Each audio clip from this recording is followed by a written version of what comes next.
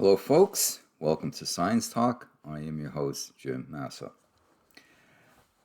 In this video segment, I want to share with you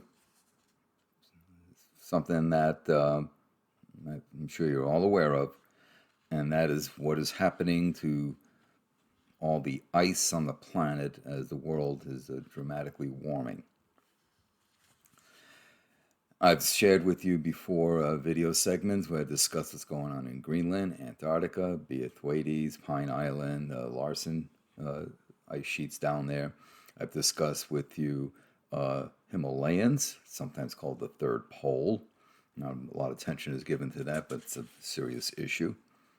And basically the ice is melting, and especially with the alpine glaciers melting, those communities that rely on a slow melt during the summer months for water irrigation purposes, that ice disappears. That fresh water source is not as reliable and may dry up. That's going to cause issues for crop growth, drinking water, etc. So there's a whole bunch of new evidence looking at air, space, atmospheric chemistry, even old records. There's a saying that if you want to understand what's happening in the present day and be able to accurately extrapolate into the future, study the past, understand what happened in the past. And basically all these analyses are showing the how bad global warming is impacting what we scientists call the cryosphere, which is the that part that is frozen, ice, snow, etc. So German scientists, as an example, have been studying the Andean glaciers. That's something you don't really see too much being reported on, but they have studied the Andean glaciers and have noted a very alarming retreat of the Andean glaciers in just 16 years. Swedish scientists have shown that the chemistry of the northern forests have begun to change that may also accelerate rising temperatures. In the U.S., researchers have shown that winter is on the wane. In other words, not as long, not as severe. Snows are also in retreat. This will, of course, have dramatic consequences for wildlife, water supplies, human health and wealth, reasons I just outlined. Now, these studies are further confirmation of what us climatologists have already shown. So in other words, we're basically having more studies, more data to reinforce further verification of our hypotheses and of our concerns we've expressed, as well as the warnings we have issued. So here's a little interesting historical sidebar, I guess you could call it. In August of 1919, that's basically coming up on 101 years ago, pioneer aviator Walter Mitzelholzer flew near the summit of Mont Blanc in Europe in a biplane. That's pretty ballsy, to be blunt. And he wanted to take a photo of Europe's highest peak, as well as the Mer de Glace Glacier, which is apparently a tourist attraction. Exactly 1 century later, researchers from the University of Dundee in Scotland used global positioning satellite guidance and digital help to take a helicopter to exactly the same position and altitude of 4,700 meters to repeat the 1919 aerial survey. Kieran Baxter, who's an aerial photographer as well as a digital media practitioner and researcher at University of Dundee, says, the scale of ice loss was immediately evident as we reached altitude, but it was only by comparing the images side by side that years of change were made visible. Glaciers, store ice, snow, rain, and they releases melt water, as I've already said, during the summer times. They help keep the rivers flowing, crops growing, and if there are any hydroelectric machinery around, keep the turbines going. Already mentioned all of this. We all know that. Well, if you start losing that ice and snow from altitude, you're not going to have water for the crops. You're not going to have water to run hydroelectrics if they're around. Rivers may start drying up. So scientists from the University of Erlangen-Nuremberg in Germany report in the Cryosphere Journal that they use satellite imagery to calculate glacier loss in Peru this century. So basically referring back to one of the studies I mentioned at the outset.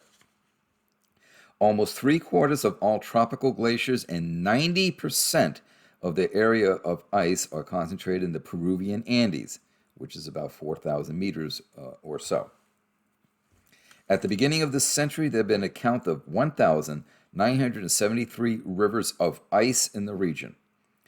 Of these, 170 have vanished altogether. Gone, not even a trace. The others have retreated uphill. Their accumulated area has dwindled by around 550 square kilometers. Okay. 8 billion tons of ice have melted away, and the rate of melt is increasing with each passing year.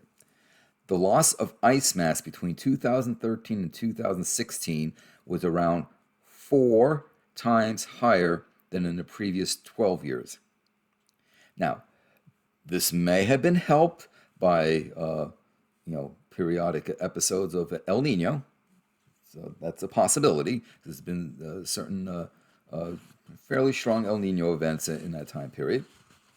But the overall pattern, the overall rate, and the overall loss cannot be dismissed.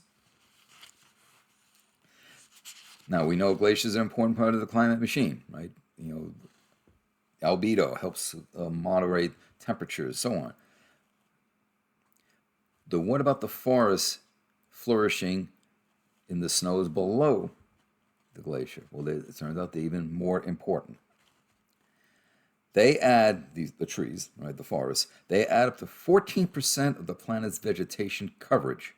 They absorb atmospheric carbon to cool the climate in one way, counter the greenhouse gases that fuel global warming in another subtle way. The conifers exude terpene aerosols. Right? Terpene is basically what gives pine what we call pine odor, right? The freshness, right? The little things you hang from your mirror, right? Okay. The terpene aerosols have a cooling effect on the air over the forest.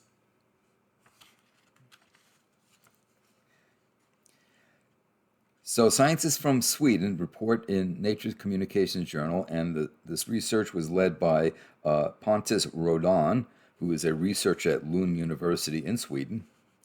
And basically what they reported was that atmospheric pollution driven by global agriculture and industrialization, the terpene particles from the forest are getting smaller in diameter, some smaller than a wavelength of optical light.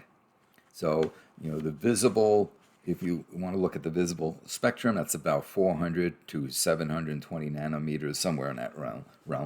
I'm approximating off the top of my head. But basically what they're saying is that atmospheric pollution is making these terpene aerosols smaller. Now, the mechanism is not quite yet understood why this is happening, but this is the result that they're reporting. So, of course, if the terpene aerosols are smaller, that means they're going to be what? Less effective at reflecting solar radiation back into space. That's what these aerosols are doing. There was like a mini albedo effect, taking some of the sunlight energy, putting it back into space. You make them smaller, they're not as effective in doing that. One possible mechanism they're looking at is ammonia and sulfur dioxide, which are products of human activity, has changed the chemistry of the forest. So yeah, there may be more aerosols when you include the ammonia and sulfur dioxide, but they're smaller and therefore not as effective as I just said. Now, scientists in the U.S., they looked at 100 years of weather station data from the forests of the U.S. and Canada. They report in Ecological Applications Journal that they found a significant decline in the number of frost days. That is when the temperature dropped below freezing. And ice days in which the thermometer stayed below freezing. So if you have overnight temperature goes down to say minus 2°C, okay, you are at least guaranteed to have a frost day. But in the course of the day, if it warms up to 4, 5, 6, 7, whatever C, which is above the freezing point, you've had a frost day. But if it cools down to say minus 10°C and doesn't get to 0, stays below 0, then you have an ice day. So that's what they looked at. As I said, you can, something goes below 0°C, minus 1, minus 2, minus 3°C, but it warms back over on the positive side of 0, that's a frost day. If it stays below 0°C, you have an ice day. So now, why is this important? Well, for reasons we have discussed in many of the video segments I have done here, snow and ice sustain ecosystems by preventing spread of diseases, as well as reducing the numbers of aphids and beetles. Deep snow insulates tree roots, provides wildlife habitat, promotes soil nutrient recycling. So, as an example, up here in Alaska, because the winters are not as severe, spruce bark beetles are making their way north from Anchorage. Spruce bark beetles will destroy trees, basically, as one example. But you have heard me say, as the planet warms, as the permafrost thaws, what will be released from the thawing permafrost? What pathogen for which humans have no defense against emerge? I'm scared. This is really scary, folks. This is scary shit. And you know, we've set things drastically in motion that, as I see more and more of these reports, you know, when I look through the journals and look at the data, I think we've blown past the tipping point. You know, some say, well, maybe we haven't quite reached the tipping point, etc., etc. I think we've already gone past. I'm just looking at, and things are just accelerating out of control, to be quite blunt. And look what's going on in Siberia. You know, okay, yeah, it hit that 100 degrees or so, and that was newsworthy. You know, that's the typical media. But look at before that, and there've been a string of temperatures, you know, 30°C or warmer for weeks, months up there. So this is not a simple bounce up. This is a simple case of sustain. And with that sustained heat, all the permafrost thawing that's taken place, as well as what it's doing to the sea ice. The sea ice formation will be later in the year, not as thick, not as extensive, all the things we've discussed. So, you know, having a deep snow, a lot of animals utilize that. I set up bird feeders outside my house, you know, because I like watching the birds and that kind of stuff. But it's always interesting to, you know, look at the snow and you see these little, you know, things like that in there. And every so often, a little vole pops his head out. That's a vole tunnel. When we start losing the snow, the voles don't have their homes, and, you know, they're a little more vulnerable to predation. You know, and their numbers drop. And let's face it, little rodents feed a lot of other organisms. And little rodents will sometimes eat worms and insects. Going back to the study that I just referenced in the Ecological Applications Journal, Alexandra Contosta, who is assistant professor in the Earth Systems Research Center at the University of New Hampshire, stated, "Winter conditions are changing more rapidly than any other season, and it could have serious implications." Bit of an understatement. "Whether precipitation falls as snow or rain makes a big difference, whether you are talking about a forest stream, a snowshoe hare, or a skier, downhill or cross country." Now, I did a video segment some time ago about winter rains affecting what goes on Greenland ice. So precipitation coming down as rain, not snow, is having consequences there. So I'll provide a video card link to that video here if you want to go check that out. But yeah, as I said, there's four very quick synopses of studies that are providing further evidence, further proof, further verification of what humans are doing to the planet and how we're basically shitting in our own beds, to put it bluntly. So hold on to your britches. It's going to get interesting. Thank you for your time for watching. Hello, folks. This is Jim here with Science Talk, asking you to please subscribe to my channel and to inform others of my channel and of the work that I do. Please share to social media platforms that you use.